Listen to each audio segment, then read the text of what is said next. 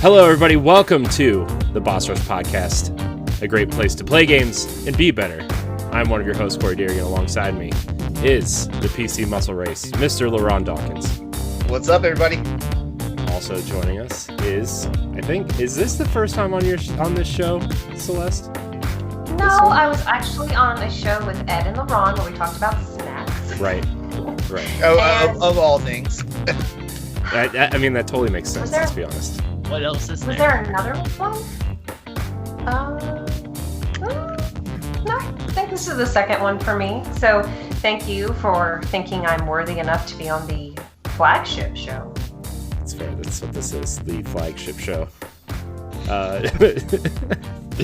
Also joining us is the PlayStation Doctor himself, Austin Campbell. What's up, everybody? You got that Vita ready for Christmas? I do have it ready for Christmas. There's a lot of games I need to play and buy. Vita visual novels? Yeah, easy platinums. I don't even call them visual novels. I call them easy platinums. Easy platinums. And returning to the show, Galutrad himself, Jacob Taylor. What's going on, everybody? Welcome back. Thank you for having me back. After this pre-show, I'm sure it's... This is the last. I'd like to officially announce my resignation. He's not even finished the episode. He's like, I'm out. Oh, man. What is your dog looking at? Something out the window. The window is right here, and he's not looking at anything. He just wants to be outside, and I can't let him outside. Oh, he's all looking longingly outdoors. Yeah. I mean, he was hanging out there for like a good solid minute. Yep. I wanted... There's your views. A special guest, dog. Gannon. Yeah, this is my little calamity. He ate the couch, so that's why he's not allowed to just run around the house. He has to be in the podcast room with me. Aww. He is precious. How old is he? He is 1 year and 3 months. Ooh, that's it? Man. Yeah, that's it. Huge. Big boy. Oh, he's so sweet. And special hello to Shane from Another Zelda podcast, who is hanging out in the chat. Hi, Shane. Boy. What's up, Shane? How's everyone doing? It's the week before Christmas as of this recording. Corey, I don't know how you do it. You guys celebrate Hanukkah and Christmas. Your poor wallet. Yeah, it's empty. There's a hole in it. It's gone. It's gone actually. It's just gone. They took it away from me. It's too much. Too much. Part of the tradition. Yeah. So they took the bank away too. They did. The whole bank was gone. The bank moved. When we show up to the bank, they're like, "Why are you here? Be gone." You don't have anything. Your pocket lint and paper clips are no good here. Yeah, dude. Depending on who's at the counter, it's like, oh no, they didn't. Yeah. Once in a while, you get that new person who'll be like, "Hello," and then somebody will come out of the back room. No. Like, we don't talk to them. Yeah. We don't accept that Bitcoin. There's just pictures of our faces on everyone's desks that says, "Do not serve these people." Oh man, it is the week before Christmas. I hope everybody is ready. I see Austin's ready with his tree back there. Yeah, I mean it's been up since after Thanksgiving, so yeah, it's a mainstay. Unfortunately, it'll be up here till June. Unfortunately, with the 2.5-year-old, we cannot have a big tree like that. So we have a lot of hanging decorations that are too high for her to pull down. So. Well, if it makes you feel better, we had ornaments all around. They're like little plastic ornaments. But they're kind of cool looking. And Ellie ate those, or she like chewed them up, shredded them up. Then we put more ornaments on. She shredded those up again. So now there are no ornaments on the bottom half. So. Oh my goodness, is that your dog? So, yeah. I was making sure it was a dog and not a child. No, I do not have any children that I claim.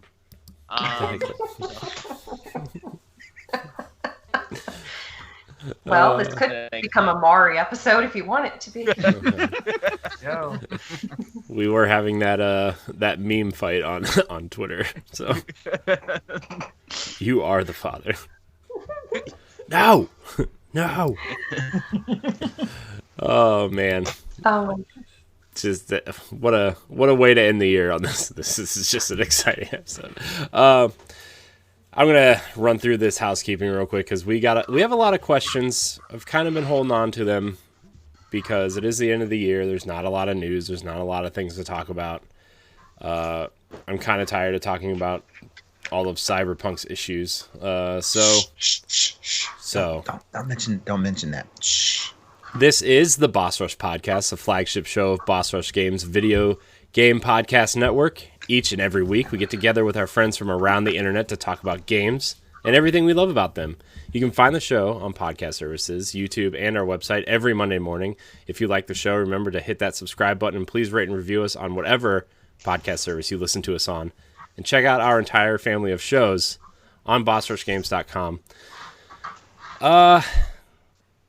So, yeah, we have a lot of questions to get through. We're going to talk about a little bit about what we've been playing, what we've been watching, what we've been reading, if somebody does that still. You know what, Galatrad, we're going to go with you. No. Okay. I'm just going to pretend Austin and raise his hand. That he reads. So. I was saying that I read. Pshaw. I've been playing Immortals, Phoenix Rising, and then Smash Brothers. But Immortals, Phoenix Rising, that game is made by Ubisoft. It has a lot of that Ubisoft charm with like just tons of collectibles everywhere, a huge map, and you can explore everything. I've kind of hit a wall in it though, very early on, in that it feels like it doesn't. It feels like it forces you to go out and do that stuff because you do so little damage against just like even minor bosses that if you're not just perfect at the combat system, you get ripped on. Sounds like the game's telling you to get good. Yeah, kinda. And I was hoping to avoid that, but is it like Breath of the Wild, but it forces you to do a lot more of the outside stuff? Yeah, it's like Greek the main quest. It's like Greek Breath of the Wild, but it forces you to like go and find all the they're called pits of Tartarus and gather all the materials to like upgrade your weapons and your armor and your health and your potions and you can't just fly through the story, which is what I was really hoping to do because I'd like to get one more game beat before the end of 2020, but it's looking like I'm not going to be able to for this one. I would like to get one game finished before the end of 2020. I got my one game finished. So Immortals is on sale right now. Yeah. I'm thinking about asking for it for Christmas or something. Is it worth it? Like, should I wait for like a big sale? Because I know Ubisoft games usually dip under like $15 a lot of the time. What is it? I would buy it on a sale at like $30, half price. Like, it's really funny. The if you're into just dumb humor, the comedy in it, the story is written really, really well. It opens with Zeus and Prometheus kind of like narrating you Phoenix through this story, and it's got a ton of really funny moments. But there's always like it just feels like something is off. Like I said, like I wasn't expecting the starting zone, the prologue zone. I wasn't expecting to have to do all this extra grinding and side quests and stuff, but then once you get into the full game and you start to get to explore and go places, something feels not quite there. Yeah. Yeah. So if it's on sale for half price, I would say yeah. I think especially compared to like the nature of all the games coming out recently, I think it's a good cleanser. I think it's just fun to zone out and listen to the comedy and have a laugh. It sounds very much like the first game in a new Ubisoft IP where it's a good idea, there's good ideas there, and I'm sure whatever sequel comes out, they will flesh it out and make it great. Yeah, exactly. That's part of that Ubisoft charm. Yeah. That I was talking about. Is you can see it. You can see where their thoughts were, but then they just didn't quite hit home on everything. Yeah. It's crazy because that game was supposed to come out in February. and they did like a huge overhaul on it, I guess. So what are you playing on? Are you playing on Switch or on? I'm playing on Switch. I play almost everything on Switch because just a Nintendo fanboy. So, but I'm playing that, and then I'm playing Smash because of Sephiroth, obviously, and he is amazing. He's super powerful. He's really powerful. He's really slow, and he's got this great little snap ability that stops people in their tracks, and it's really fun to just throw stuff off. So that's what. So he's from 7 Final Fantasy. Yes. Yeah. Okay. Is he the enemy, the ultimate bad guy? Yeah. Okay. Yeah, he is the main antagonist of Final Fantasy VII, and just one of the coolest. He's probably next to Cloud. He's probably like very up there on the like list of Final Fantasy characters that you think of when you think of Final Fantasy. So yeah, it's really cool that they were able to get him into the game. That is cool. I know a lot of people were very excited when that was announced. Yes, yeah, myself included. And then Christmas movies. That's the other part of that. Ooh, what Christmas movies are you watching? So I've gone through the traditional Santa Claus trilogy, and then I just watched last night. A Muppet Christmas Carol. Yes, that's my favorite. That's a must. I still haven't watched Elf. I haven't hit that one yet. I watched. Excuse you? You watch your mouth. I hate that movie so much. Repent to Zoe Deschanel. I'm sorry. I hate Elf so much. I hate Elf and I hate a Christmas Story. Yeah. You'll shoot your eye out. Wow. The only new Christmas movie I've watched this year is Happiest Season on Hulu. Yeah, we watched that too. That's super cute, man. Yeah, what is it? Is it a cartoon or what? No, Kristen Stewart's in it. It's about two girls who are in a relationship, and she goes home with her girlfriend, but the girlfriend hasn't come out to her parents, and then shenanigans ensue. Yep, as all Christmas movies do, shenanigans ensue, and it hits home on a lot of subjects, which is really cool. Like they tackle a lot of things that are difficult and like show both sides of that story a bit, and so it's cool. It's got it also has the guy from Schitt's Creek in it. Dan Levy is in it. Yeah, so it's really good. Shane says you sound like a cotton-headed ninny muggins because you don't like Elf. That's right, Shane. Well, guess what, Shane? I'm gonna ignore your comment because I don't know what that means. It's just one of the insults in the movie. Just something ridiculous. Oh my goodness! I only like the narwhal from Elf. That's my favorite part. Hope you find your dad. Yeah, that's the thing I say to all my friends. Yep. There's like a group of us friends that don't know our dad, so we just go goodbye, buddy, every time we say bye to each other. Wait, are you for real? Yeah, for real. When I worked at Target, there was 2 other friends and we all didn't know our dads at the time. I know my dad now. But at the time, we were like, goodbye. Every time we say bye to them, goodbye, buddy. Hope you find your dad. Oh, man.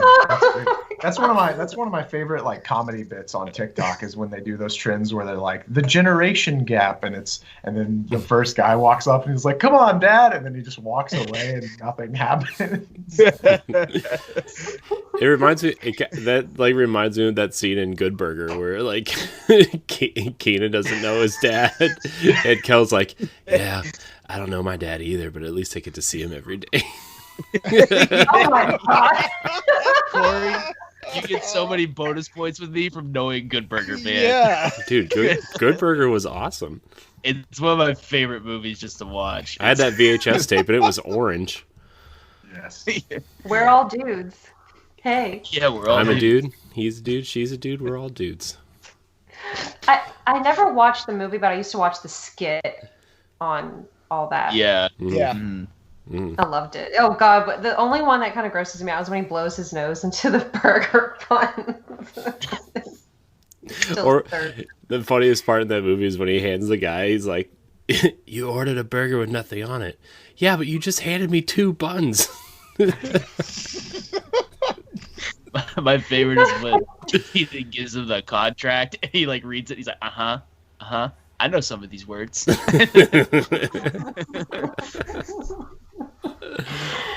Good Burger a Christmas movie? Yes or no, guys? An all-year movie. All-year movie. Is Nightmare Before Christmas a Christmas movie? Yeah, why not? I say yes, even though it leans more into Halloween. I say yes. Mm-hmm. It is a Christmas movie because it's still got a Christmas theme to it. Mm-hmm. I say Also, it's Disney, both, but it's more a Halloween movie. Also, Disneyland only decorates the Haunted Mansion from October to December for Nightmare Before Christmas. So It's true. It's true. all right, Austin, we're going your way now. I don't know. Well, I was gonna say I was just raising my hand because you said if anyone reads anymore. What did you read Yeah, this week? I'm reading Wolf and White Van. It is by John Darnielle. He's the lead singer of the Mountain Goats. I don't know if you know that band, but I'm reading that, and so that's the only book I'm reading. But I do read every once in a while. My goal this year was to read 12 books, one for a month. And how far did you get? I'm on that. I actually am on 12. This is 12, so I have to finish it by the end of the year. It's not that big of a book, so it'll be all right. Shit. Well, I read 12 books yesterday to my 2-year-old. So. What book did you read? Well, 10 of mine were Curious George. So. Actually, it was Mickey Mouse. She's obsessed with the Brave Little Tailor and what's the other one? Mickey and the Beanstalk. So. That's a classic one. It is until you've read it like right. 65 times in 1 week. So is it like the little golden books or whatever? Yeah. Yeah. Oh, golden So books. Yeah. Do they still make those? Yeah. They do. I think they do. I would think so. Yeah, they do. Okay. So. But that was what I was reading. But what I'm playing, since it's a video game podcast, I guess. Sometimes. I'm playing Fallen Order. Great game. I really like it. I really just want to blow through the story, though. I like exploring the world, but I don't like the traversal of the world, so I don't like going back and finding everything. Like, everything's difficult, and the map's weird to read, and so I'm like, eh. I did have some I traversal agree. issues. Yeah. So but I really like the story. I just finished Kashyyyk for the first time, so I'm not really that far into it.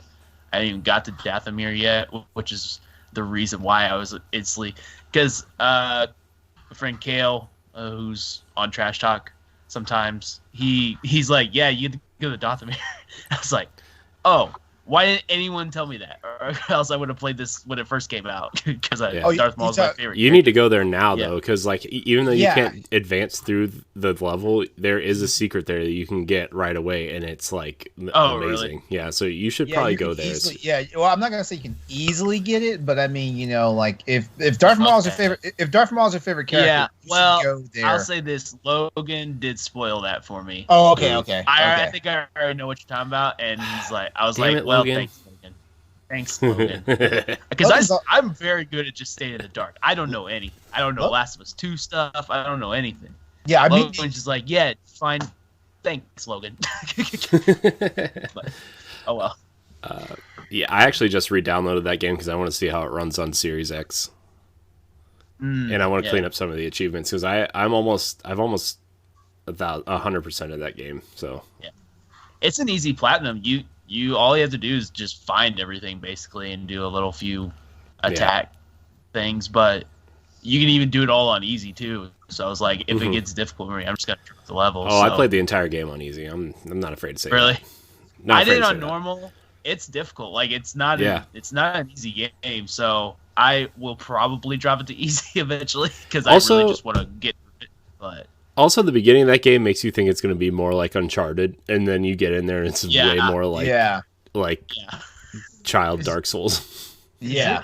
Is it part of the canonical, like the new canonical Star Wars lore? Yep. It is actually, We looked it up. It's 6 years after Order 66 is when it takes place. Yeah. So it's real close there. Yeah.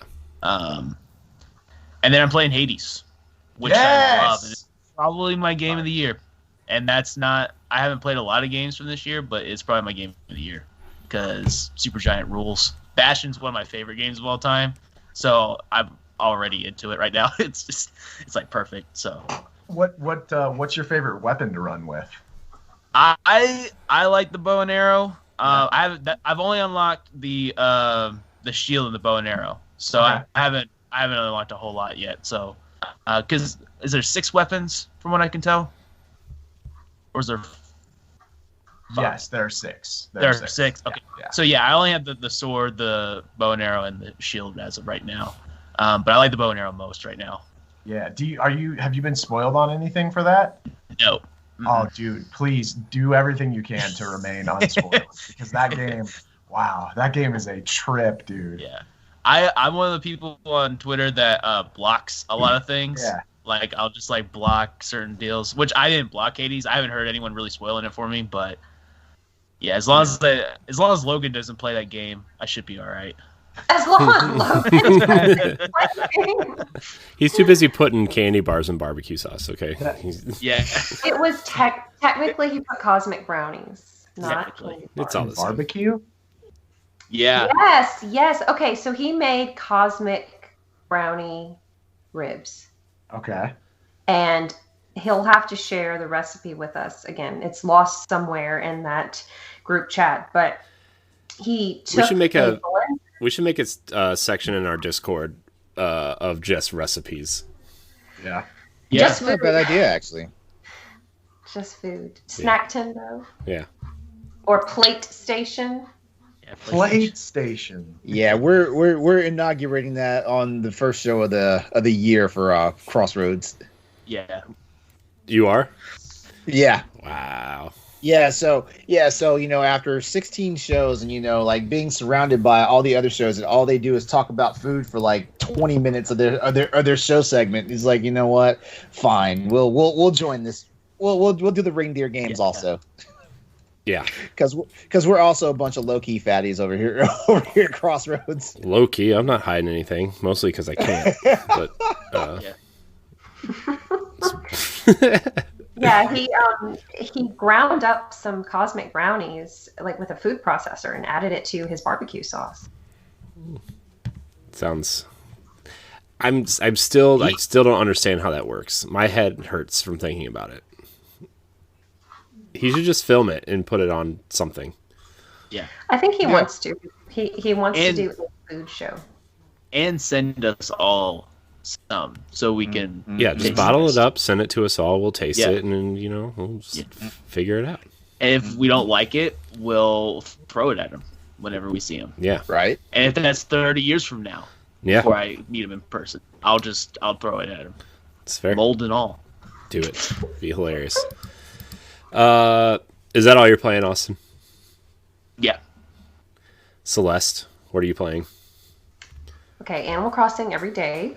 And I heard you're having trouble digging up trees or finding specific trees or shaking specific trees. I don't know. Look, I was done after the game asked me to kick rocks to literally find elements. So kick rock. No. Isabel has decorated the cedar trees, and I got rid of a ton on my island, which was not a smart move because the decorated trees have ornaments that fall out after you shake the trees, and you have recipes to make things with the ornaments. So I took the advice of different friends, and I went to an island and planted some trees. And hopefully she will decorate them. Fun. And but more importantly, I've been playing Calico. Oh yeah. Which I think it was Calico. I think it's Peachy Keen Games developed it, and Whitethorn published Calico. And it is absolutely adorable. It's ridiculous. You can actually give your cat a potion that makes it horse-sized, and you can ride your cat around the map. And the cat I made grow, its name is Pudgems. That sounds fake. So you run a cat cafe, and it's really cute. It's just one of those feel-good games, and I don't want to spoil this for anybody who's going to play it, but you do have to make different recipes. The way they have you prepare these recipes is absolutely hilarious. What do you... Okay, so you shrink down to like ant-sized, and you are on the counter, and you have to carry the ingredients and toss them into a bowl. Oh. Huh. Okay. Was it at Was the this- Nintendo Direct? Yeah. Yeah, it was on the okay. Direct. That's what I thought. This is the one with the magical girl, like where the lady was like, okay, all right. I need to check that one out. That one You looks run a super cat cafe. cute. It's cute. It's really cute. It's enjoyable. It's relaxing. Oh, what else? I think I added it to my list, my wish list. There are a lot of games I want to catch up on while I'm off from work for the holidays. I finished a book on Sunday called The Lost Art of Keeping Secrets, which is really good. I really enjoyed that book. It takes place in the 1950s in England, so the humor is really fun. So, what's it about? A girl, the protagonist, befriends these people who want her to pretend to be the guy's girlfriend to make his American girlfriend jealous. Ooh. But it's really funny, and it has a lot of references to pop stars and people of that day. So, yeah. As far as movies, we watched Home Alone the other night. It's a classic. The best classic. Christmas. First one. There's only 2 of them. So Yes. I heard the third one. That's a new guy, right? Yeah, it's a new They kid. got- Yeah. There's actually like a TV show being worked on for Disney Plus now too, I guess. Oh wow. Wait, how many times has he Macaulay left Home Culkin's Alone? making another Well, what's his name? Macaulay Culkin is supposedly involved, and he's gonna. I guess he's still gonna play Kevin, but I guess he's gonna be the dad, maybe. I guess. I want to see a Home Alone with adult Macaulay Culkin, and his family Yeah. still leaves him, but he's the dad now. and it's just an hour and a half of him being a normal person, being like, well, I guess I'm an adult. Like and a at dad home, where his so- phone, where his family Yeah, leaves and yeah. he actually has time to himself for like an hour and a half. yeah. Does the mom work in Home Alone? Because I'd like to know how they afford all of those things. Yeah, what think does the she dad do? does. Like, what does he do? Like, and Well- how does everybody sleep through their like? Alarm. Wouldn't kids usually get up in anticipation of their big family vacation the next day? Like, wouldn't they just sleep on the plane? Wouldn't they just be super excited? I believe the dad's a lawyer. I'm pretty sure I picked that up on my like 20th time watching it. Well, The This year. whole plot of the first one is that one of the brothers just started somewhere or has a place in France, right? Yeah. So like, they're going and to it's visit. like one of their places. So Yeah. it's like maybe just the family has money in general. Yeah. Yeah. Which that's something I learned just watching it last, that 2 of the kids at the house is actually the brother and France's kids. They're just there for like school. Yeah. Oh, Like that's another thing I had to pick up. I I found was an like, article. there's so many layers in this movie. You're right. So speaking of a Home Alone wiki also explains how it's Rob McAllister who pays for the flights for all the family. Mhm. According to the official novelization of the film, What? Oh. I it didn't was read written that. by Todd Strasser as a quick promotional tie-in. Mr. Peter McAllister is a prominent businessman, maybe a day trader, and Mrs. Kate McAllister is a fashion designer. Thus, all the mannequins that Kevin was able to use in the party scene. Shout out to the dude that decides as just a little side project promotional quick thing. I'm gonna write a book. Yeah. I'm gonna give every character in Home Alone a backstory. This will be my quick project to knock out. I mean, Yeah. it's This is my funny, weekend project. Like that's a John Hughes movie, and that was like the last one that was kind of like on his list of things to just give out. And I forgot what the other movie was, but I guess whoever John Hughes wrote it, but then he was giving it to a director, and he gave him some other classic '80s movie. He's like, "No, I want this Home Alone one," and so that's how it ended up getting made. Christopher Columbus is the director. Christopher Columbus. Yeah, that's right. That's why on Columbus Day you should always watch all of Christopher Columbus's movies. So, anything else, Celeste? Anything else you're gnawing on over there? Nope, I am boring. Well, Celeste, it's been nice having you. You can leave. LeRon, what are you playing? Cyberpunk. You guys know exactly what I'm playing. Yes, I'm playing Cyberpunk. Yes, I am thoroughly enjoying Cyberpunk. Actually, as am I. I don't know what all these people are complaining about. So you don't have to get a refund then? No, I do not have to get a refund. As a matter of fact, I am learning new things about my hardware every time that I turn it on. Really? Nice. Yep. Yeah. No, the game's been fun. It's been exactly what I expected and stuff like that. And I do feel bad for anyone who's having a bad experience on it and stuff like that. I mean, yeah, like the last couple of weeks, I probably sounded like I was giving like the Dr. Phil tough love thing for certain aspects of the fan base who are not having the best time with the game. But ultimately, like, once everything gets ironed out and stuff, I think you guys are going to enjoy it. The people who are actually having issues or thinking about holding off until things get ironed out, just if you lived through Mass Effect Andromeda and Assassins, what was that? Which Assassin's Creed was it? Was it Unity? Syndicate? Unity. Yeah, and Arkham Knight. Didn't they remove a Mortal Kombat game off of outlets and stores for a while? Yeah, it was like that whole time where like WB was starting to port their games over to PC, and like they were having all kinds of problems. Like I think it was Mortal Kombat. It was either 9 or X that had super bad netcode on PC or something. Yeah, it was. They weren't talking to, like, if you bought it on Steam or through whatever, like I guess the Microsoft Store, like they weren't talking to each other. And the netcode for the Microsoft Store was like terrible and wouldn't connect with Steam. It was really bad.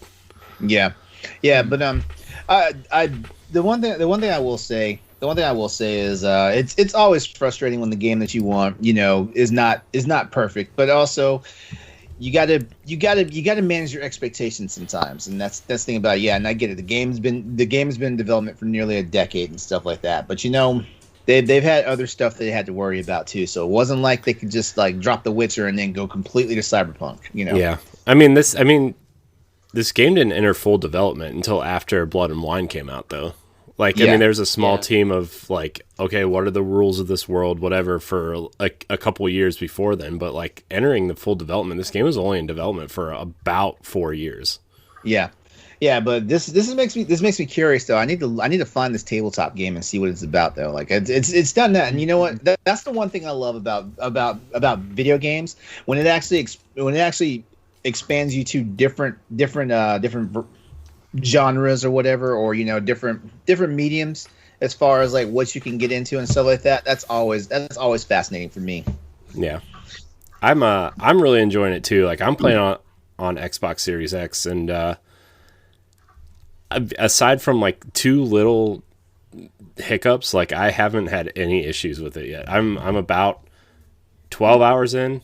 I've been doing a lot of the side stuff. I've been doing just exploring the city and stuff. Like I had to restart the where you have to steal the flathead spider bomb at the beginning. I had to restart that mission because Jackie wouldn't leave the building to talk to him to finish the mission. So I had to restart that, and then there was like one of those Joy Toy scenes where like my hands were all over the place, and I was just like, oh well. I mean, yeah, whatever. I had two instances. I'm playing on the PC, and before people come at me saying, "Oh, you're playing on really souped up expensive hardware and stuff," I'm playing on a graphics card that's 2 generations behind what everybody else is supposed to be playing it on. So don't come at me, because it's not like I have the most perfect experience right now either. But I'm playing on the PC, and I've only run into 2 bugs. Well, and one of them was more like a glitch than a bug. Seriously, it's for anyone who's played the intro, without giving any real spoilers, because this is also in the 50-minute video that CD Projekt Red did last year.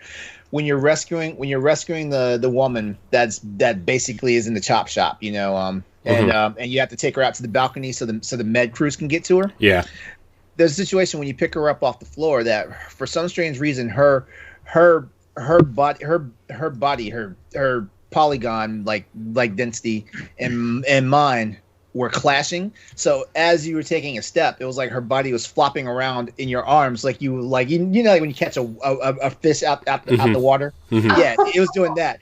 But the thing is though, is that I can say this, like she was definitely anatomically correct because even though this is a naked woman and they do show you some parts of her body and stuff like that, this glitch actually had me seeing more of what CD Projekt Red intended for us to see for that segment of the game.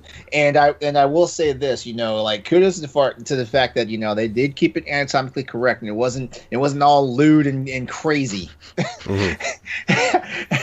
So that was my one glitch or mishap with the game. I had two of them. The other situation is there's a couple things like those items you can pick up just randomly throughout the place.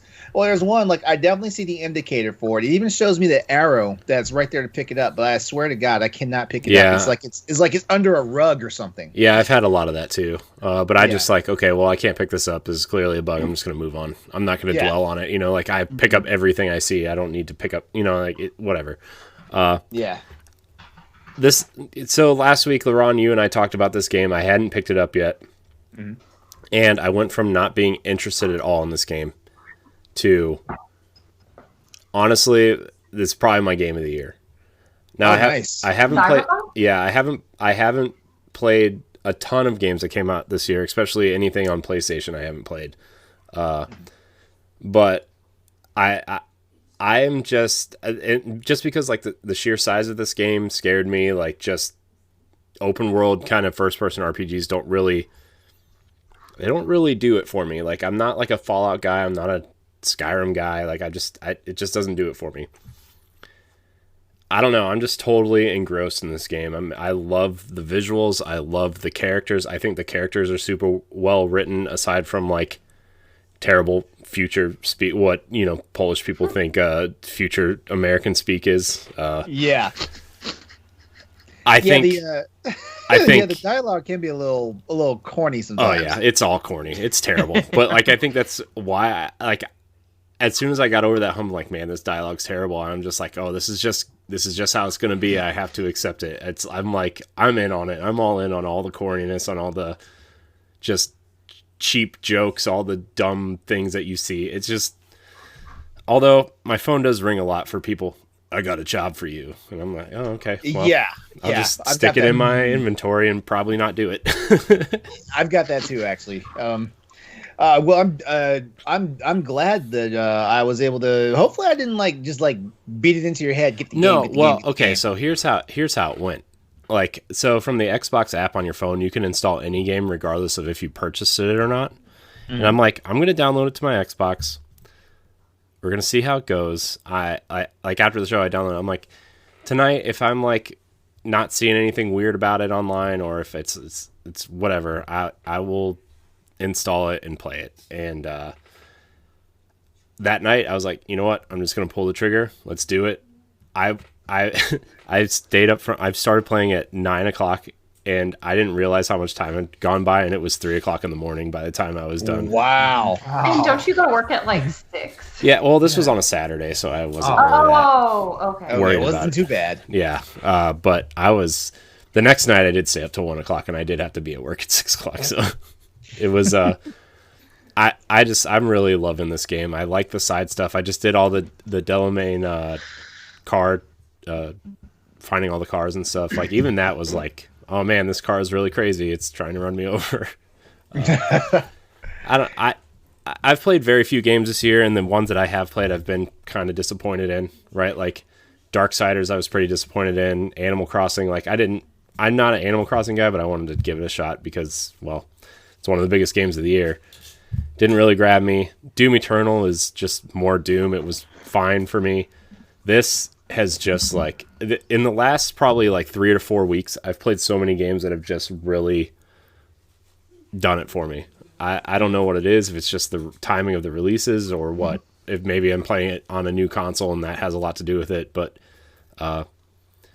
yeah, man, Cyberpunk is great. And then I want to talk about Hivebusters for Gears 5, but after we're done with you, LeRon. So okay. Yeah, and then the only other game I'm playing is Final Fantasy VII Remake. Yeah, I did miss out on it last year when it came out, but as soon as I got the PS5, like I was like, you know what? Let me take advantage of the buy two get one free sale that Target had going on, and wound up snagging Final Fantasy VII Remake along with a couple other titles. And Austin, remember how you told me to pick up the BioShock collection on the Switch?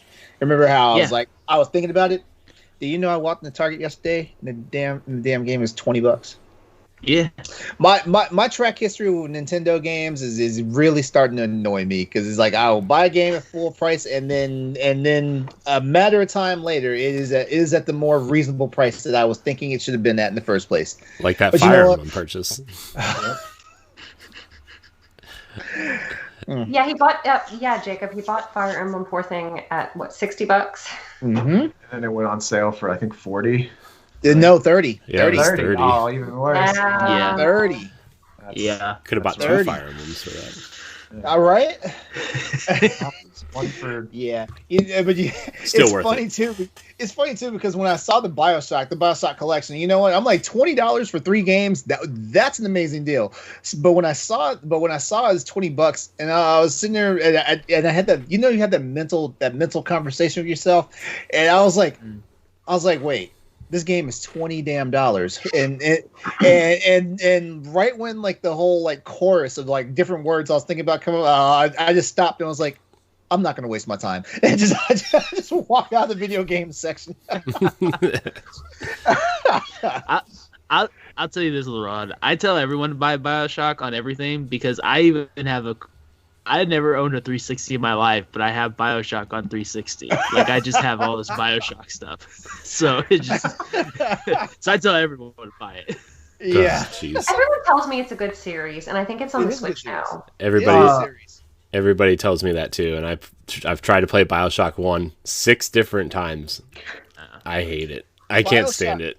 I could not get it. BioShock didn't hook me, and I wound up getting BioShock 2 for free on some weird little Steam thing that happened back in the day, and then I saw a promotion for BioShock Infinite for like a penny for PC. So I was like, sure, why not? And I actually started that one up, and I was like, man, like this is actually pretty good. I went back, attempted to play BioShock 1, and I was like, okay, I remember now why, it's a good game. I like the atmosphere and stuff, but BioShock 1 is still having a hard time getting to me. I think it's one of those games that if you didn't play it when it came out and you waited and waited, so many games have done that formula, better since then that Yep. I don't know. I think it's the same way if you like everybody loves Mass Effect 1, but if you go back to play it now, it's like, oh man. I never liked Mass Effect 1. Like I played it to get the story and to but because Mass Effect came out at this weird time. Actually, it's still a weird time for me because RPGs just don't do it for me anymore. That's what took me so long to buy the Witcher 3. Like RPGs just don't do it for me anymore. And yeah, but Mass Effect was one of those ones where I was like, I had so many friends pushing it on me, like, hey, like, man, this is like Star Trek meets 24, the series. And I was like, okay, so you're basically trying to run two TV shows I love to tell me to buy this RPG game when it's already an RPG. Mass Effect, wonderful game, good story. Just wasn't fun for me. Like I was pleasantly surprised when Mass Effect 2 was a completely different game. Yeah, I'm excited for that remaster though. I will play through, and like I know it's an unpopular opinion, and BioWare kind of has its whatever now, but like I'm excited for whatever this next Mass Effect game could be. Oh yeah, me too. Are you? Oh, I was going to ask if you were playing anything else, or if. Yeah, we're running crazy on time. No, those are just the main 2 games. I mean, I'll mention Fire Emblem because I do play that just to waste some time at night before I go to bed. And that's pretty much it. As far as like what I'm watching, my roommate caught me last night. I was getting ready to run up right after dinner. That never starts well. Right after dinner, I was about to run my ass upstairs and hop on Twitch and start playing Cyberpunk and stream it last night. And my roommate was like, she was like, hey.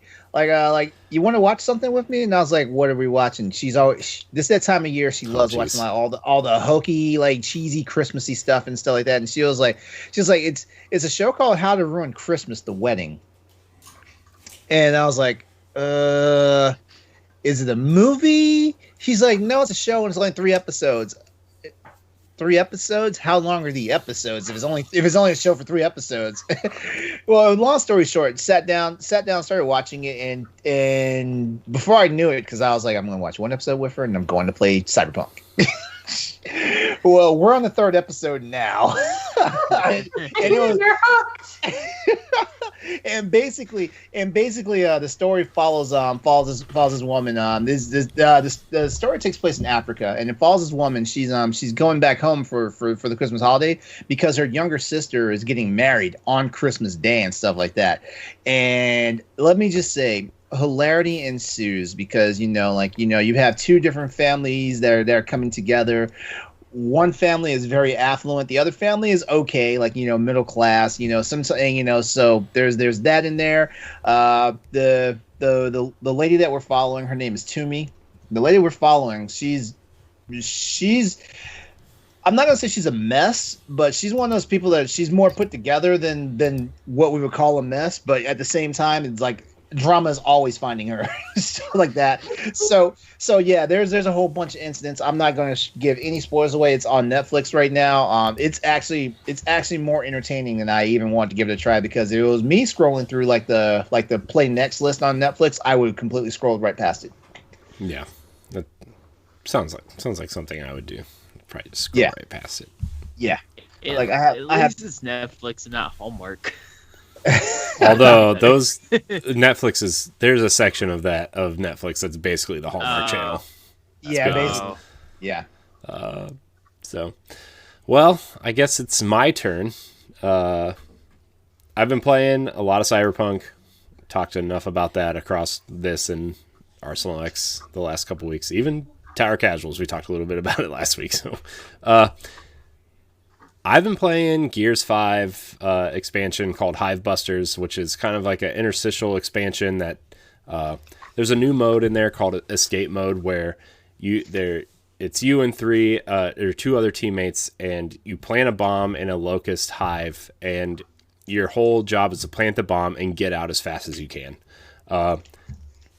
Users can create their own hives and send them to your friends and stuff, and it's really cool. But this expansion actually explains, it's like a story DLC. It's only about 4 hours. I'm about 2 hours in. It's the backstory of these characters and how they developed these bombs that can blow up the hives. So it's really fun. It's more Gears. It's definitely a visual showpiece for the Series X. If you have Game Pass Ultimate, it's free. If you don't, I think it's only $15. It's more Gears. It's definitely like Gears 4 and 5 were trying to tell a more kind of like serious story for Gears. This is definitely more of the where in your face what people think Gears is that's never played it. Like the big beefy kind of let's yell and scream and shoot guns and stuff. It's definitely more that side of Gears. It feels a lot. If anybody played Gears Judgment, it feels a lot like that in terms of characters and stuff. So, but it's fun, man. Like the lighting effects in the game are great. The colors, like every time I play Gears 5 and play like anything after Gears 3, really, the colors are like amazing because everybody just thinks of Gears as like this brown and gray and bug guts everywhere. Like it's visually super appealing. And so the opening cutscene, like there's a helicopter crash, and like the whole cutscene is great. Trying to find your teammates in this campaign is great. It's really fun. Bring back some old characters, introduce some new characters, and I feel like it's kind of all going to tie into whatever the next Gears game is. So very, very fun. If you like Gears, it's definitely something you should consider playing through. Like I said, it's only about 3 or 4 hours. You could probably beat it in a weekend. And wow. Yeah, it's fun. It's really good. So I've been playing that. I've been playing a little bit of Hyrule Warriors Age of Calamity, trying to make my way through that. Love the characters. The game is like it's just fine. The gameplay is just fine, but like I'm so invested in the Breath of the Wild world that like I just need to keep playing this game for some reason. I love the characters, you know, like Empa is great, and it's just, I don't know, it's a fun little spin-off that I would like to see Nintendo experiment more with other spin-offs in this world. So yeah. I can't wait to play it. I need to pick it up first. Yeah, it's great. Definitely play it if you're interested in the lore. Kingdom Warriors. The lore is what grips me. Yeah, that's what's interesting to me. So okay, I'm avoiding spoilers, but okay, I know you and Jacob are playing it. Are you playing it too, LeRon or Austin? I'm not playing it. It is on my list, but I'm one of those weird people when it comes to Nintendo titles, because if I don't get it soon, like I'm going to be having that argument myself. Like, this game's been out for 2 years and it's still $60. Don't buy it. I mean, that's every Nintendo game until the console's gone. Then the game is $100. So. Yeah, exactly. So it's one of those things where it's like I need to get it soon. I'll probably get it right around the time when they're taking Mario 3D All Stars off the market. That's probably when I'll do it. But it was interesting. I did try to play the demo, and the demo had, as a computer guy, the demo had frame rate issues, and I was like, I can't. So that killed my enthusiasm for getting it when it launched. Yeah, it's like there's just so much coming out, and then I ended up getting it for my birthday because it came out a couple days before my birthday. So that's how I got it. It's like I said, the gameplay is fine. There's some interesting concepts in there for gameplay that I would like to see kind of really worked out in a Zelda sequel, but at this point it's like I'm clearly playing it for the characters and the lore and stuff. So yeah. And then I've been playing a lot of Destiny, baking them cookies. It's Christmas time in the tower, so I got to bake them cookies. It's an event. If you don't play Destiny, it's an event. Just look it up. It's fine. It's not fun. Baking cookies isn't fun. So, I forgot to tell you, Corey, I am playing Destiny 2. Ooh. I started from the beginning. I'm learning how the game works. I now know that I need to do all the solo stuff and not try to do weekly dungeons by myself. Because it's a pain. So I learned that quickly. But yeah, I'm going to get through all the solo stuff, power up, and then hopefully I can jump in on all the other stuff as well. Team up with people. Crossplay's coming in February? Yeah. So yeah, that's what I heard. So I'm looking forward to it. Yeah, it's still a good time. Still grinding it out. Still trying to. I'm working on the Hawkmoon quest, which people aren't aware is like it was the very first console exclusive for PlayStation weapon in Destiny 1, and it was really powerful, really good. It had a really good perk on it called Luck in the Chamber, where one of the bullets did something like 8 times the damage of any of the other bullets in the gun. So they brought that weapon back, and I'm trying to hunt it down now. So that's where I'm at. But we have a lot of questions. I don't know if we're going to get to them all because I know everybody kind of has things to do today, and you know, time wise we are approaching the hour mark already. So we're going to try to get through some of them as fast as we can. If we answer them all, we do. If not, you know, we don't. Save them for next time. It's an evergreen show now, guys. You listen whenever you want. You can listen to this episode in July and be like, whoa, man. Yeah. So much information. That's my question. Yeah. Our first question comes from Greg Osterman III. He writes in Arsenal X a lot about food. And clearly, I want to know if this guy is like a cook or something because he just always writes in about food. He says, hey, guys and gals. I don't know who's on at this point. You know I'm always bringing food. What is some of your favorite Christmas dinner options? What are your go-tos? Oh. Gumbo is very popular for Christmas down here. Oh, yeah? Very I mean, they have like the typical ham, turkey, and stuff, but gumbo is a very common Christmas and whenever dish, really, but very common for a lot of families because you can make this big pot of it and just people eat it with a side of potato salad and or rice. Sausage is what the thing is in Texas. Really? Yeah. Wait, what is it? Sounds delicious. Tamales. Oh. Tamales is a go-to Yeah. Christmas Yeah. food in Texas, and then sausage balls is my family's thing. It's me and my brother will devour entire plates full of sausage balls. Are they spicy? Yes, yeah, Yes. yeah. Looks like I know where I'm going for Christmas. Yeah, man, welcome. Yeah. My Becca, my girlfriend, actually makes delicious spicy sausage balls, and they disappear, but while she's pulling them out of the oven, so it's great. Quite jealous. Usually at when we go to my mom, she usually like this year's going to be a little bit different because we're going over in the morning for Christmas. But usually she used to make like huge spreads that weren't like traditional Christmas food. Like she made like a taco roll one year, and it's just like a giant stromboli, but with taco meat and cheese and chips and Fritos inside, and then like you cut it open like a stromboli and just eat it with sauce and sour cream, and so good, man. Like that's like the one thing I miss from like I don't know 5-6 years ago. She hasn't done it in a while, but she also does like pizza ones too, but the taco one is definitely my favorite. I miss that.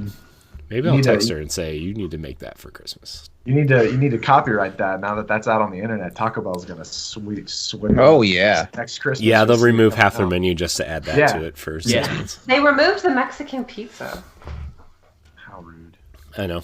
They also removed the dollar quesadillas that I love so much.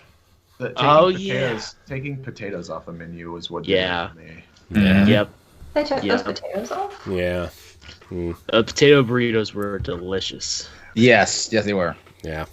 My cousin said, I'm going to open a restaurant that just serves all the menu items Taco Bell took off their menu. I would go there. Will make a killing.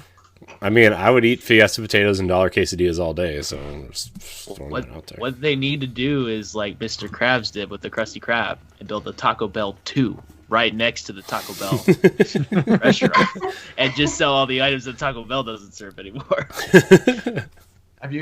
There's a Mitch Hedberg joke. Sorry, I'm getting off topic. There's a Mitch Hedberg joke about wanting to open up a McDonald's that doesn't participate in anything because the commercial's always like at participating McDonald's.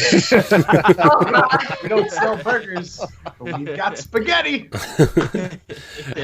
There was a McDonald's around here that used to sell pizza.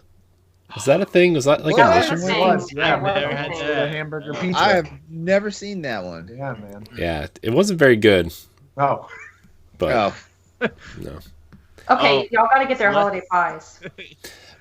Holiday pies? The holiday pies? At McDonald's. They're like a sugar cookie crust with sprinkles baked in, and the inside is vanilla custard. Ooh. Ooh. I don't even remember the last time I went to McDonald's, to be honest with you. Oh my god! See, now I'm absolutely hungry. I'm getting hungry too. No,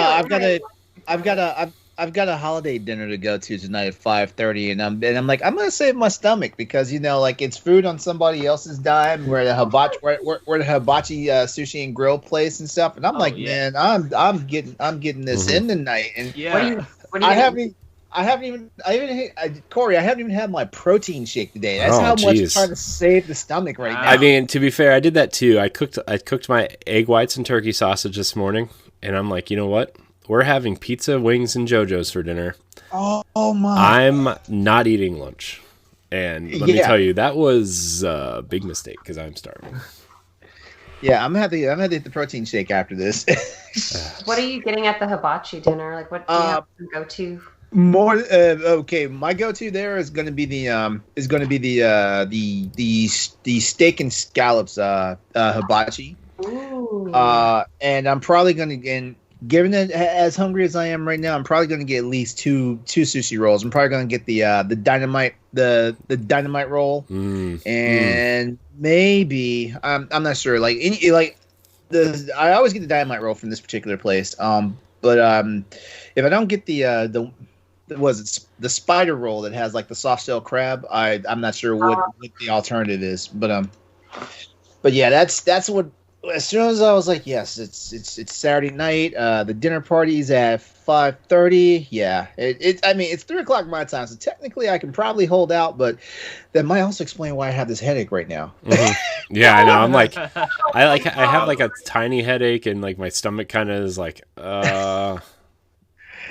Like all that's really in my system is water and a handful of gummy bears. Well, Oh God! that's healthy. like you let a kid loose. Hey, Yeah. pick out your breakfast. LeRon's just a 40-year-old child. That's all. You're right. Christmas dinner options for me, like when you say dinner options, I screw more ham and turkey. Give me the prime rib. screw all of that, like give me the prime rib and like the traditional, like not the traditional vegetables, but like the mashed potatoes, sure. If you want to do something with asparagus, I'm all in for it. Yeah. But yeah. So yeah, I mean, man, food is, look, I'm here for most food. I'm not gonna lie. I like, even when it's Thanksgiving, like I don't really care for Thanksgiving turkey-ish, but I like the stuffing, and I like the mashed potatoes, and I like the corn, and I don't know, man. I'm just fat. So I don't want to say mine because Corey hates the movie, but because of the Christmas Story, we have Chinese on Christmas. We also, on Christmas Eve, my wife and I started a tradition where we get Chinese food and we watch bad Christmas movies. So I've heard that getting Chinese food on Christmas Day is very common among Jewish people because they don't celebrate Christmas. So it's like, I think that's why we started it. oh. I think that's honestly one of the main reasons why Chinese places are actually open on that holiday. Yeah. All right, so Jacob, I know that you have a hard out at 3.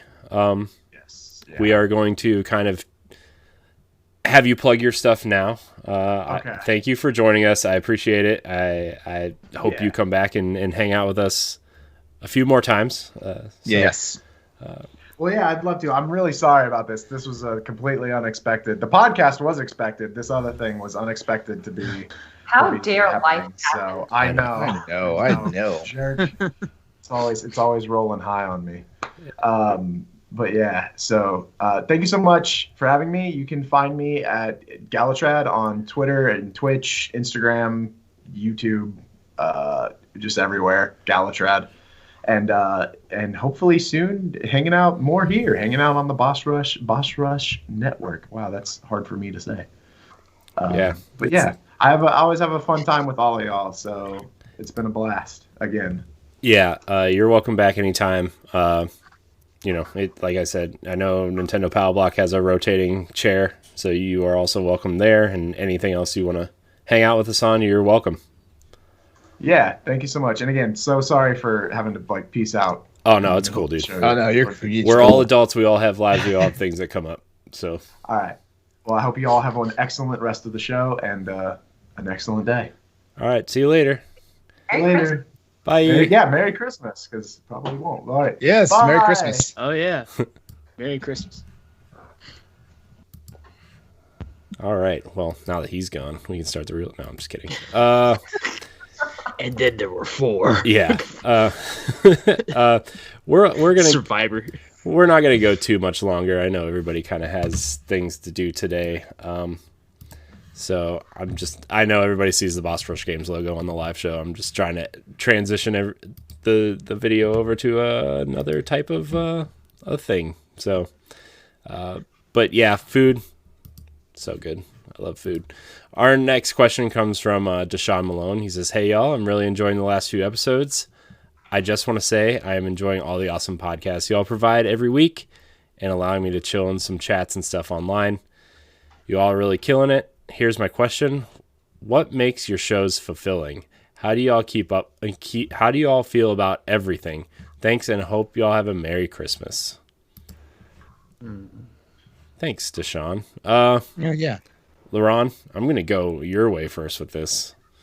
since you are the host of our PlayStation podcast, Crossroads PlayStation podcast. You can find it on twitch.tv/Exodus803 every Tuesday night, or on podcast feeds every Thursday. Oh, nice plug. Nice plug. Thank you.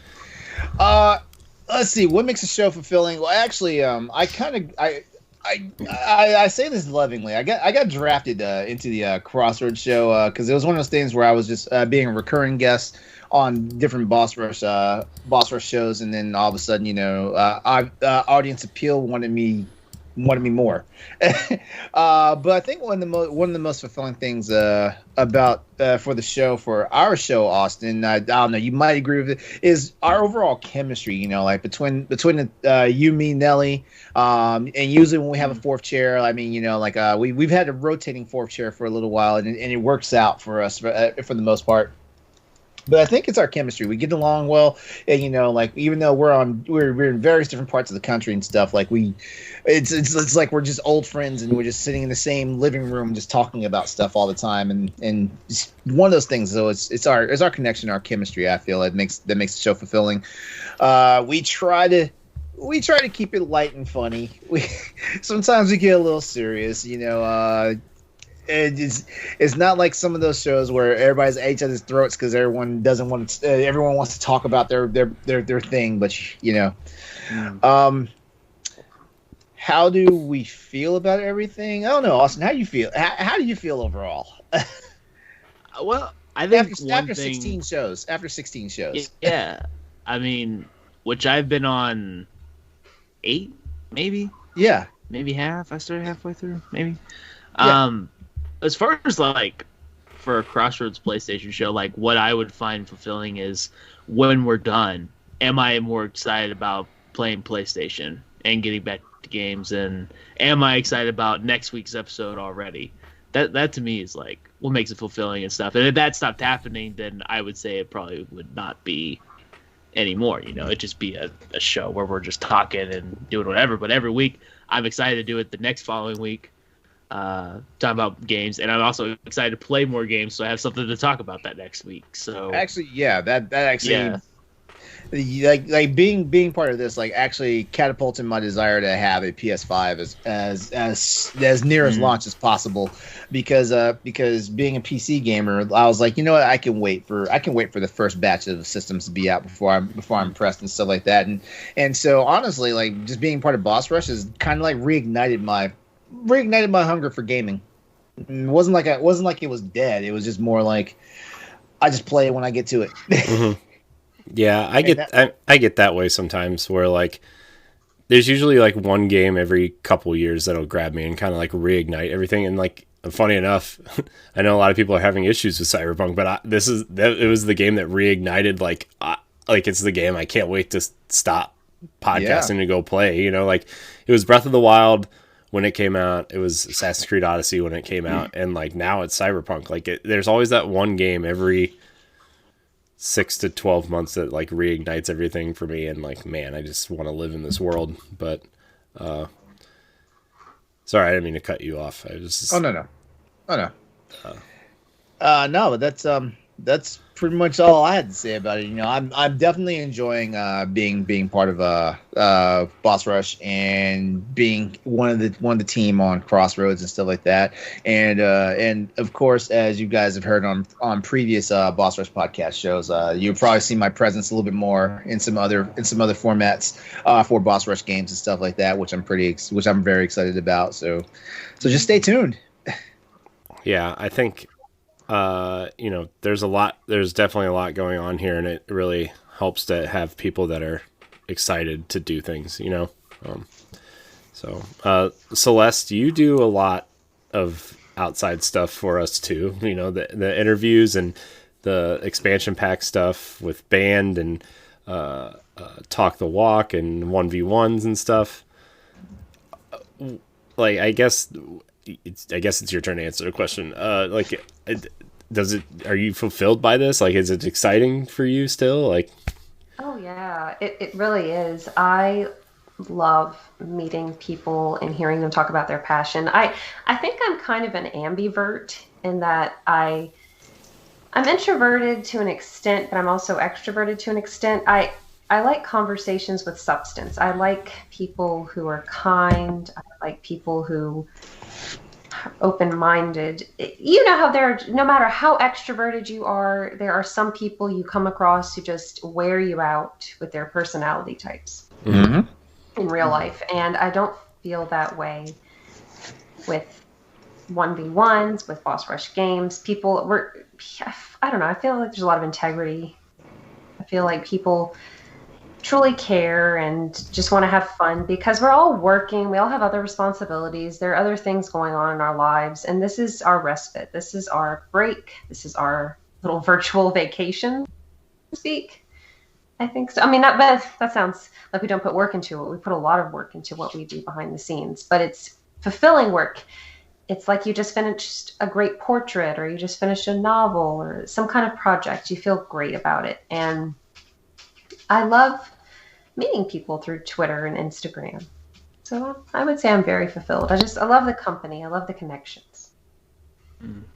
Yeah, it's I mean, so a little behind the scenes, Celeste and I are doing the redo of my 1v1 this week because I lost the first one. I lost the first one, which I'm actually kind of glad we get to redo it because my headspace is different, I feel like, and like I don't know, I'm not gonna lie, I was kind of struggling with how we do so much and like trying to find the fit for this whole thing is like, okay, what are we doing? What do we need to do? How does this all gonna work? And like, I don't know. After Thanksgiving, we all took that week off of Thanksgiving.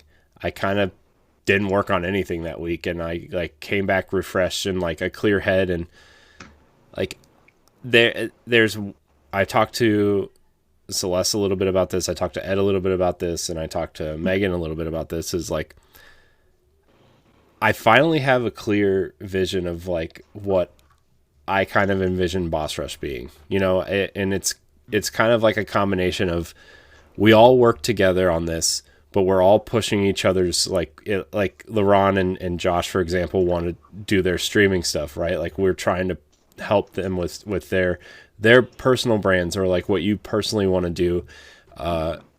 And like it kind of creating like the network of podcasts and, you know, in January, we're launching a creator network for shows that we have zero involvement in to kind of come in and connect either with us or with other people or through our Discord or through our social channels and whatever to connect with, hoping to broaden the audience. And like, I finally kind of feel like, okay,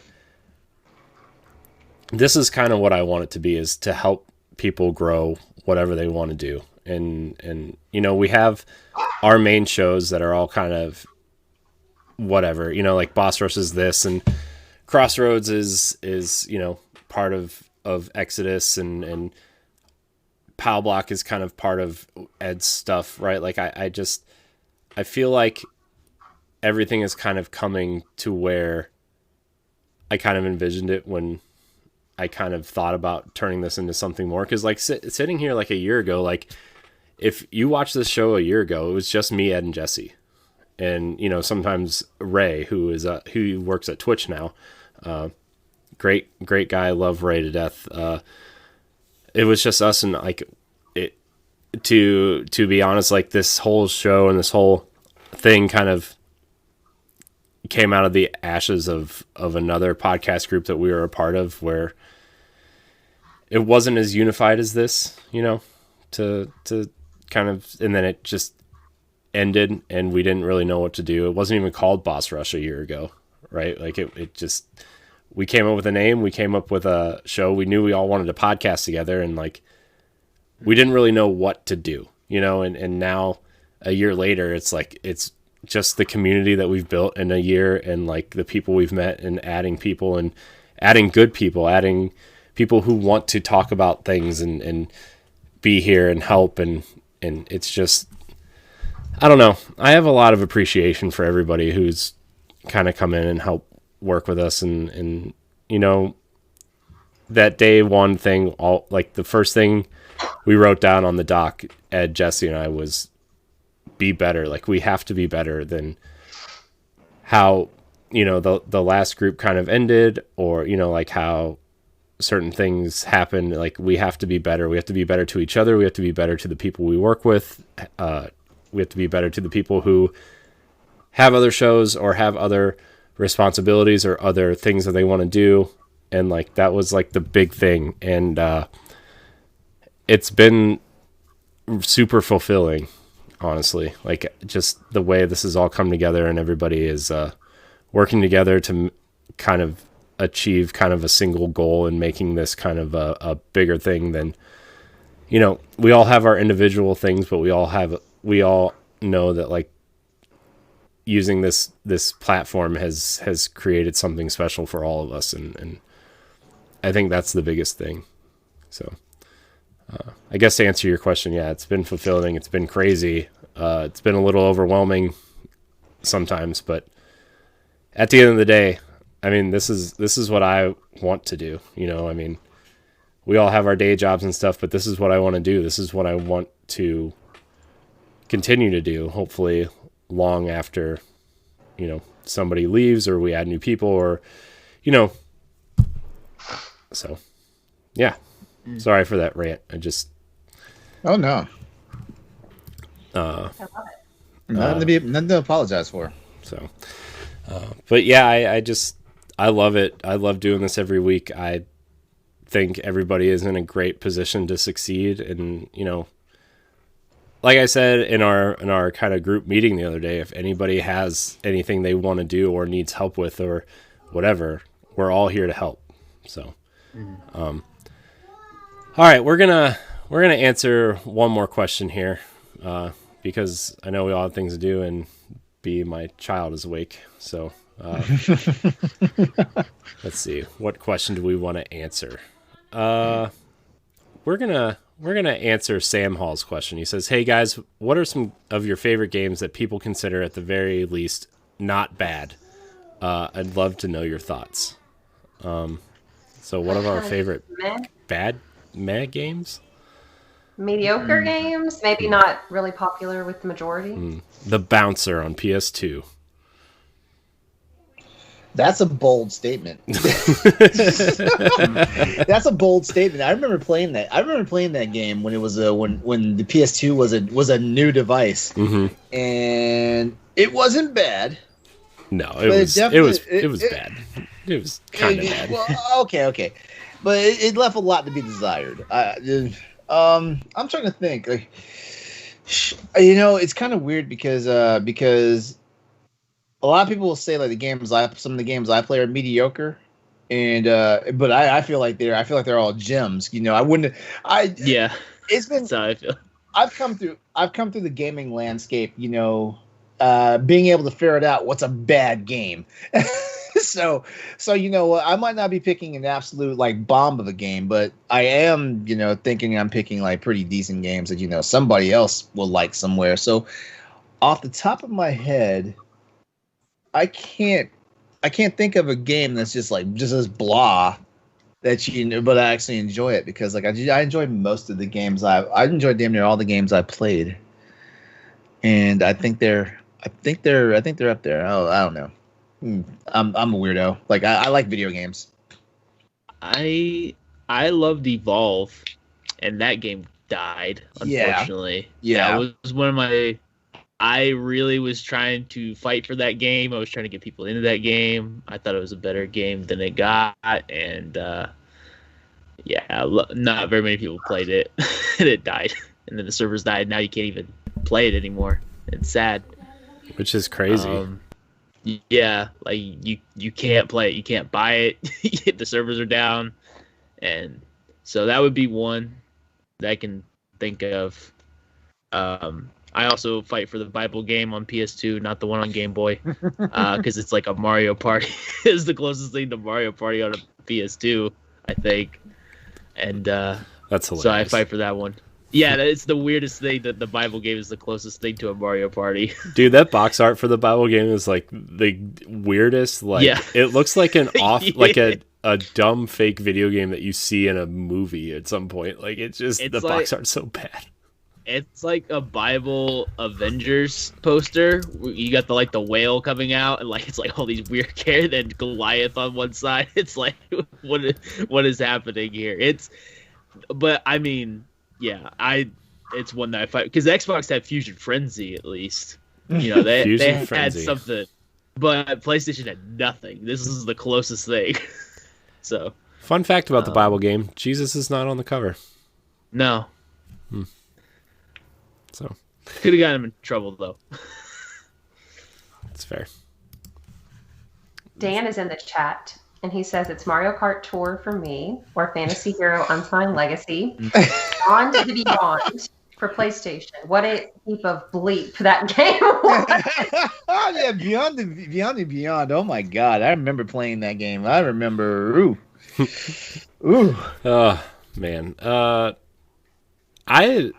guess more recently, Mass Effect Andromeda, I kind of liked a lot. Yeah. Even though it was I liked it too. I mean, it's clearly the worst Mass Effect game, but I played it when it was $8 on sale after all the patches happened, and I played the quote unquote best version of that game, but Came off seeming polished, didn't it? I was like, this seems fine to me. I don't know. I really like the character creator in this game. It has one of the better character creators, although Monster Hunter World has the best character creator I've ever seen. Yeah, I agree. Even Cyberpunk's character creator was okay, but No, it was not okay. It was not good enough. It was not good The enough. smallest you could make it was 4 inches. How's that lifelike? You could have turned it off. It did turn some people off, I guess. Also turned some people on. Good one. We're terrible people. What else? I played something really recently that people thought was just the Darksiders games. They're just meh. Oh, I like the Darksiders. I like all the Darksiders games. They're fun. They're so dumb. So I guess that's a series that I really like. They're kind of like an edgy Zelda. Yeah. Almost. Yeah. That's really what I got off of it when I played the first Darksiders game. I was like, oh, this is like Legend of Zelda. I can have fun with this. Mm-hmm. Mm-hmm. Yeah. So I guess anybody else have any more? Okay, I freaking love Mario is Missing for Super Nintendo. Oh, jeez. Oh. I've never even played that game. I tried to play it once, and I was like, "What is this game?" I tried to play it once. I was like, "What is this game?" It's an educational game. Yeah. Oh. You have to look for. You're playing as Luigi and Yoshi. It's meant to teach you geography and different facts about different countries. Damn.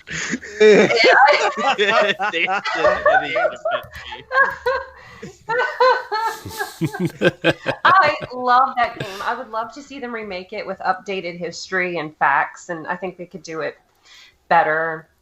But I also used to love the Mario Goes to Preschool games. Wait, what? Mario and his friends would go to this little classroom, and you learned colors, shapes, counting. I don't know. I thought it was cute. She's coming out with all of them. Shoot. Yeah. I thought maybe you were gonna go down the Paper Mario route, because a lot of people hate on Paper Mario outside of a couple of games, and I like all of them. I like all of them. Paper Mario is hit or miss for me. I enjoyed the first one. A couple of the sequels have been okay, Ed's game of the year, guys. He already said it. I won't say it's my game of the year.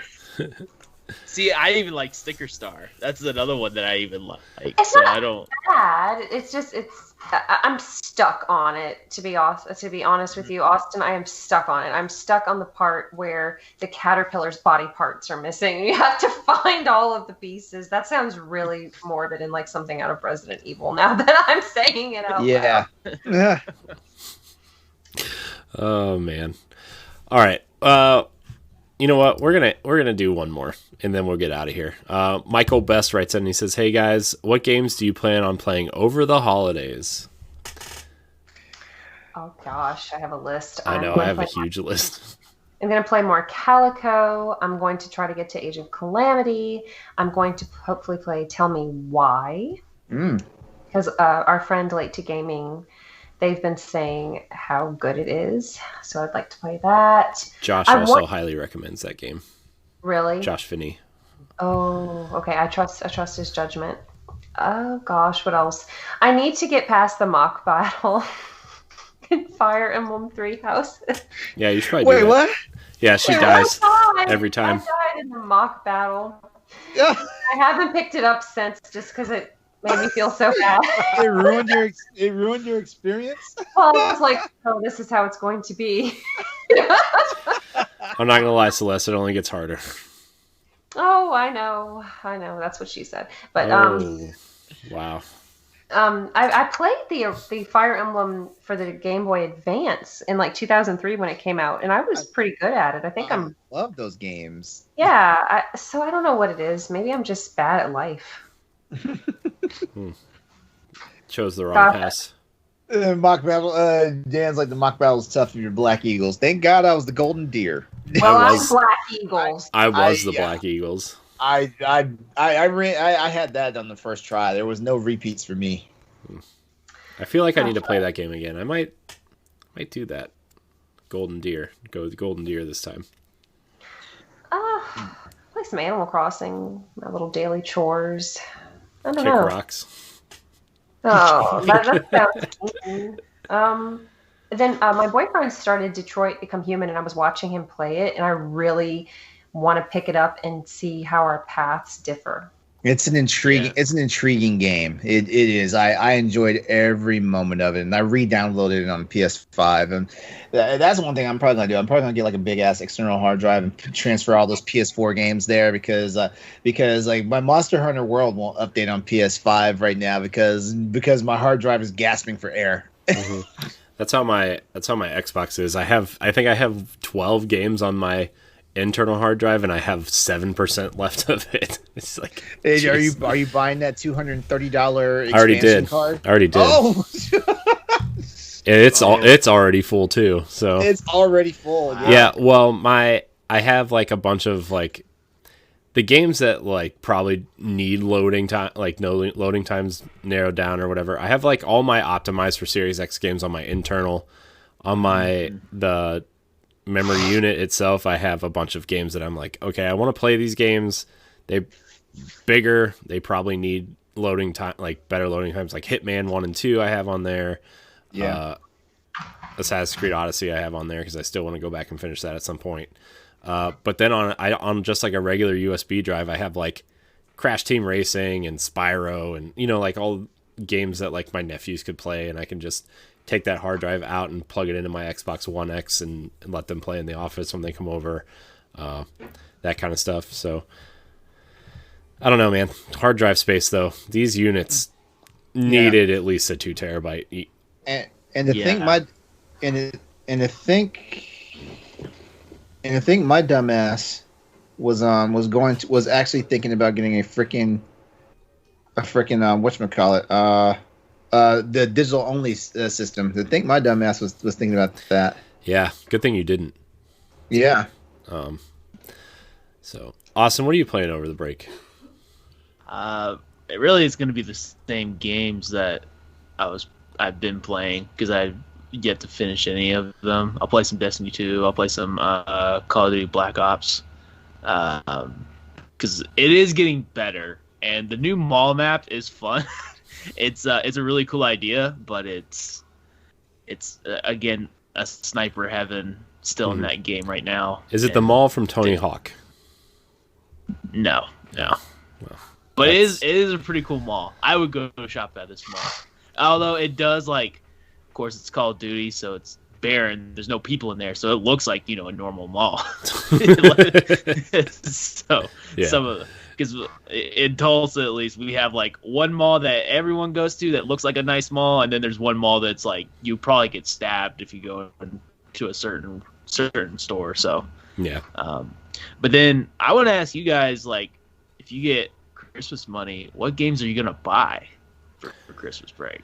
That's my question. If I get Christmas money? Yeah. I'll probably get Immortals, Phoenix Rising.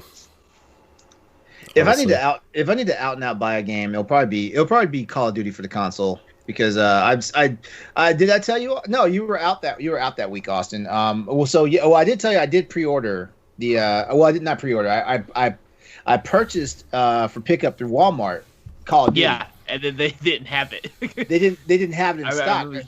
They didn't have it in stock, and they were going to give me updates as soon as it was available. So I'm sitting here thinking it's going to be the next day.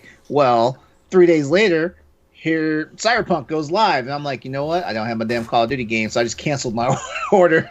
So now I'm back on. Like, I'll get because I do want to try it out on PS5 just to see how everything's going with the controller and all that stuff.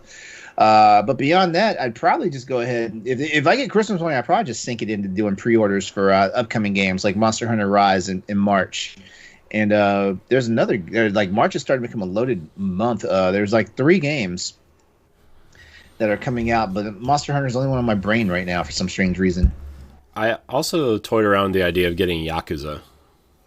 Oh yeah, Like a Dragon, yeah. Yeah, I heard that. I think it looks cool.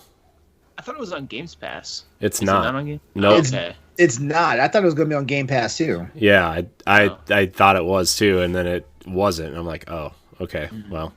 The rumor is it's going to hit Game Pass when it comes to PlayStation 5, though. So maybe I'll wait for that because 0 through 6 are now on Game Pass. Yeah. And that's... I highly suggest play some of them. You don't have to play all of them. You don't really need to. Yeah. I'm thinking the ones fun. I'm thinking the ones that they updated, 1 and 2 Kiwami, and then 0 and 6 are probably the ones. 3, 4, and 5, if they didn't spend the time to update those ones, they probably aren't as important as the other ones. I feel like they will eventually, but yeah, I would definitely stick to those. I would definitely stick to those. Yeah. So, dumb fun. Yeah.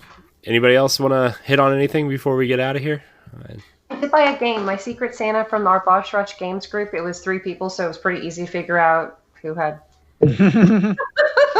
Hopefully next year we'll be able to get more people involved. It's hard during the holidays to keep track of everything, but I got an eShop gift card from my Secret Santa. Thank you, Logan. And I bought What Comes After. I think it's by the same studio that makes Coffee Talk. Oh yeah. What Comes After looks really good. What Comes After? I'm pretty sure. Is it sad I can't remember titles of games? No, because neither can I. That one game, it's fine. Yeah, he's Especially running around. He's running around Rising doing Phoenix. things. Mm-hmm. You jump sometimes. Oh, it's not What Comes After. Jumpman. Oh gosh. Jumpman. Oh. Well, everybody, you saw it here first. Celeste lied about purchasing a game just so she could say something. Oh my god, I bought it last night. Oh, that's funny. I'm just kidding. Okay, I'm so sorry. Yeah, I'm excited because I don't buy games new. I maybe buy 1 or 2 every year, and then everything else I just wait till I get gift cards and then I buy them on sale as much as I can. And so I get 12 new games 12 new games to me at a time or something, just with sales and stuff. So I've got my wish list ready. I'm ready to see what's on sale and just get them. I'm looking up my Nintendo receipt from yesterday on When the Past Was Around. That's what it's called. Okay, I bought When the Past Was Around. So, thank you, Internet. It's not as catchy as Coffee Talk. Yeah. That's true, yeah. I do have to say, though, thank God for Game Pass, though, because I can play. There's now that it includes EA Play, it has something like 230 games on it, which is insane. Mm-hmm. So if I'm dying to play something different, I'll just go through Game Pass and download something. Haven was a game I downloaded the other day, and I was like, I want to play this at some point.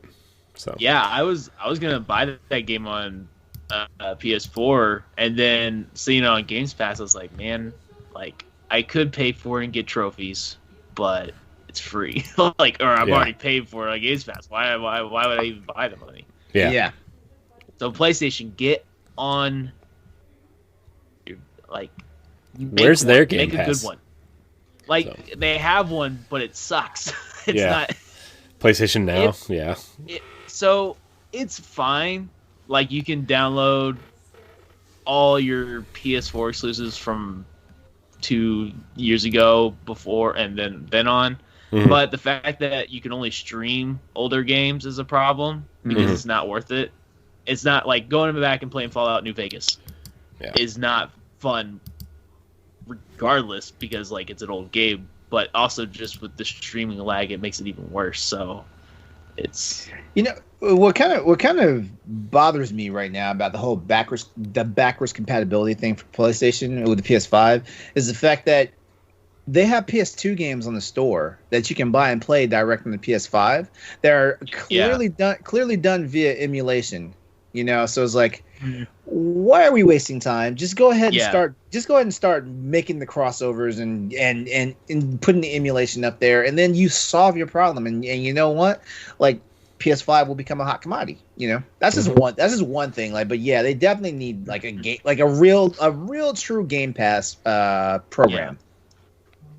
Yeah, and I think they will. I think once PS5s are like fully in stock and everybody's got them, I think they're going to drop something. Yeah, they're going to do an update.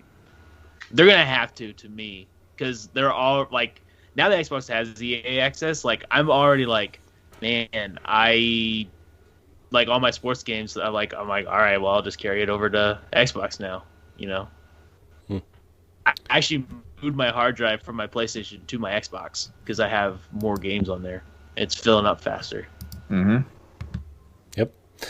All right. Well, we're going to get out of here. I want to thank everybody for watching and or listening live here on Twitch. If you didn't join us live, you can head on over to YouTube on Monday to listen to the episode or on podcast services. We do the live show a week in advance. So everybody knows we're kind of moving that direction as because my kind of vision for this show is something I wanted to do for another show that I had an idea for that I've been wanting to do for a long time. I'm like, well, we have a show that we could actually do that with. So that's what this show is now. I kind of want to move the show in kind of like a general conversation type way, a general, like, what are we playing, watching type thing, questions if we have them, that type of thing, and then be on our merry way so we aren't double dipping and stealing thunder from our other shows, because we do a lot, and I think that this could just be like we're just hanging out with our friends, talking about games and having some fun. Yeah, Austin and I can admit we're guilty of snatching a lot of stuff out of Pal Block's repertoire. Okay, I know where to find you on the internet. Hey, as long as you bring food. Said that. As long as you bring food before you come murder me, it's fine. About Ed not being allowed on the podcast, yet he's on the podcast every week. he's always mentioned. Yeah, because he's always talked about on the show. And he's like, I can't wait to be on the podcast live. And I'm like, I'm just saying. The weeks that I wasn't on there and the week I wasn't on there last week, he still got brought up. So it's not me. It's not Logan. Ed's presence. No. Logan started. No, Logan started that one. He did. It was Logan. Ed's presence is felt everywhere, no matter where you are.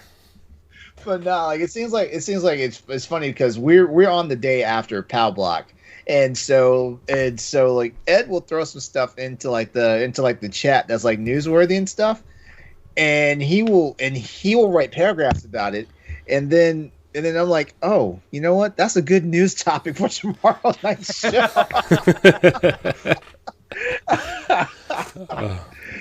Yeah, it's always because like we're on the day after him. Yeah. So yeah, this, like I said, this is the last live show of the week, or of the year, I guess, of the year. We'll be back the first week of January. Boss Rush has meant a lot to me this year. Everybody I've met, you guys, meant a lot to me this year. I just, thank you guys for everything you guys have done and are doing and continue to do. And it's been a pleasure this year, for sure. And not just everybody on the show now, but everybody in general. So, yeah. What? Him less so, though. Yeah, them less so. Them less a little bit. Yeah, they didn't care to make it today, so. Yeah. It's been a fun year. I think this is a big silver lining to 2020. Oh, yeah. Yeah, it's been a rough year, to say the least, for a plethora of reasons. So, Celeste, where can we find you? You can find me on Twitter and Instagram at FairyCrypt. I'm also with Horse Boss Rush Games. I believe, what is it, Boss Rush Network on Twitter? Yeah. And I'm also an alternating fourth chair on POW Block, the Nintendo podcast. If you like learning about people, we have 1v1s. If you like learning about controversial media like banned books and video games, we have the Banned series with Dan and David.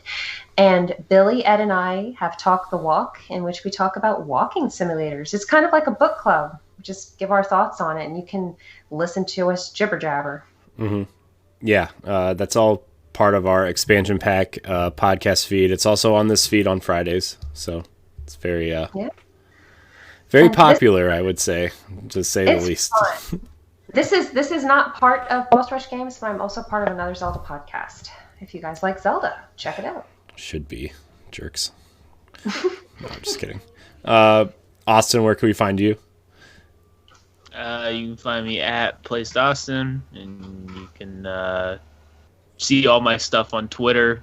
That's basically the only social media I'm on. You can see all my Xbox and PlayStation and Nintendo stuff there. You can see me on Crossroads with LeRon, of course, and Nelly.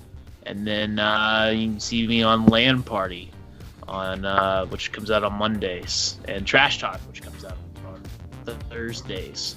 So check all those out. Cool. LeRon? You can catch me on various social media at Exodus803. That's EXODUS803. That's also my Twitch handle, as well as my gamer tag. So you find me in the various networks there. Cool. And you can find me at IamCorianHD on Twitter and Instagram. You can find me actually next week here on Boss Rush Games streaming some stuff. I'm going to start streaming more. I'm excited now that I've completed the streaming setup. So the days our shows are not live, I'll probably be streaming something in here. So very excited about that. You can find all of our content on bossrushgames.com. You can download all of our shows on podcast services everywhere. You can watch it on YouTube. You can find them clipped out on Twitch after they record. It's been a pleasure this year, guys. I want to thank everybody so much for watching and or listening, and we will see you in January. Goodbye, guys. Happy holidays. Take care.